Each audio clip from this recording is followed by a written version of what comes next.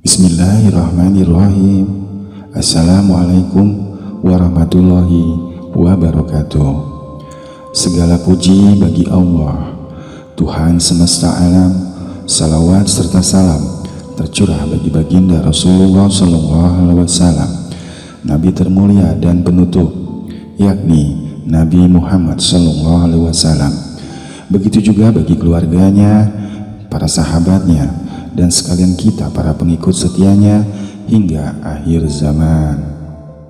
Rasulullah SAW adalah manusia yang paling mulia. Tidak ada sedikit pun cacat dalam pribadinya. Setiap perkataan, perbuatan, hingga ketetapannya menjadi sunnah atau contoh dalam kehidupan umatnya. Allah Subhanahu wa Ta'ala memuji Rasulullah SAW dalam salah satu ayat Al-Quran yang artinya, sesungguhnya telah ada pada diri Rasulullah itu suri tauladan yang baik bagimu, yaitu bagi orang yang mengharap rahmat Allah Subhanahu wa Ta'ala dan kedatangan hari kiamat, dan dia banyak menyebut Allah. Quran Surat Al-Ahzab ayat 21. Salah satu keistimewaan Rasulullah SAW adalah kecintaannya kepada umatnya. Bahkan Rasulullah sengaja menahan doa mustajab untuk kelak di akhirat sebagai syafaat bagi umat-umatnya. Ketika Rasulullah menjelang wafat pun hanya umat Islam yang ada di pikirannya. Rasulullah SAW pernah memberikan nasihat kepada seorang sahabatnya, yakni Abu Hurairah radhiyallahu anhu, untuk mengamalkannya dan mengajarkannya kepada orang lain agar selamat di dunia dan di akhirat. Apa sajakah nasihat-nasihat tersebut? Berikut beberapa nasihat Rasulullah SAW untuk kaum muslimin akhir zaman agar selamat di dunia hingga di akhirat. Yang pertama, jagalah diri kita dari keharaman. Niscaya menjadi orang yang paling istiqamah beribadah kepada Allah Subhanahu wa Ta'ala. Pesan pertama adalah meninggalkan segala hal yang diharamkan Allah Subhanahu wa Ta'ala. Ternyata untuk menjadi orang yang istiqomah dalam beribadah, umatnya harus meninggalkan segala bentuk keharaman yang telah ditetapkan oleh Allah Ta'ala, baik dalam firman-firmannya di Al-Quran maupun hadis-hadisnya Rasulullah SAW.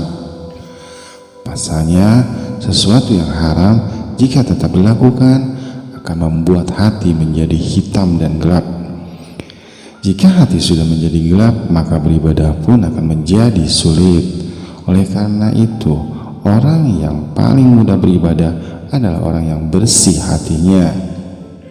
Hal ini selaras dengan firman Allah Subhanahu wa Ta'ala yang berbunyi, bacalah apa yang telah diwahyukan kepadamu, yaitu Al-Quran, dan dirikanlah sholat.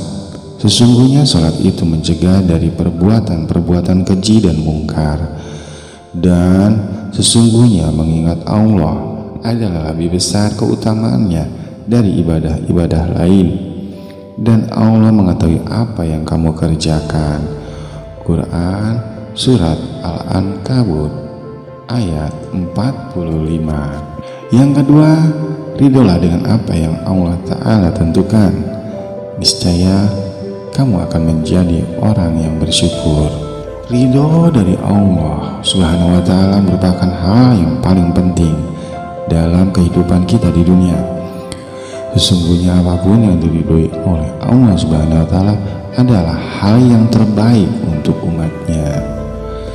Sebagaimana dalam firman Allah Subhanahu wa Ta'ala dalam Al-Quran, diwajibkan atas kamu berperang, padahal berperang itu adalah sesuatu yang kamu benci. Boleh jadi kamu membenci sesuatu padahal ia amat baik bagimu, dan boleh jadi kamu menyukai sesuatu padahal ia amat buruk bagimu. Allah mengetahui sedang kamu tidak mengetahuinya. Quran Surat Al-Baqarah ayat 216. Rasa syukur dan kaya menurut Rasulullah SAW bukan hanya dengan kaya harta, karena hakikat kekayaan bukan hanya semata harta belaka, melainkan kekayaan yang ada di dalam hati. Orang yang hatinya yakni senantiasa bersyukur atas segala hal yang Allah Subhanahu wa Ta'ala berikan. Rasulullah SAW pun pernah bersabda, bukankah kekayaan itu karena banyaknya harta, akan tetapi kekayaan itu adalah kaya hati. Nasihat yang ketiga, berbuat baiklah terhadap tetangga, niscaya kamu akan menjadi seorang mukmin. Mukmin berarti orang yang beriman. Baiknya keimanan seseorang bisa dirasakan oleh orang terdekat dengannya, sebagaimana Rasulullah SAW pernah bersabda, tidaklah beriman seseorang sehingga ia mengatakan apa yang baik, atau jika tidak bisa lebih baik ia diam. Dan tidak beriman seseorang sehingga ia memuliakan tetangganya, dan tidak beriman seseorang sehingga ia memuliakan tamunya. Hadis riwayat Bukhari dan Muslim. Nasihat yang keempat, cintailah saudaramu seperti mencintai dirimu sendiri. Niscaya kamu akan menjadi seorang muslim yang taat. Muslim artinya menyelamatkan. Menjadi muslim berarti menjadi orang yang menyelamatkan orang lain, baik dari lisannya ataupun perbuatannya. Di sisi lain, muslim berarti mencintai untuk orang lain.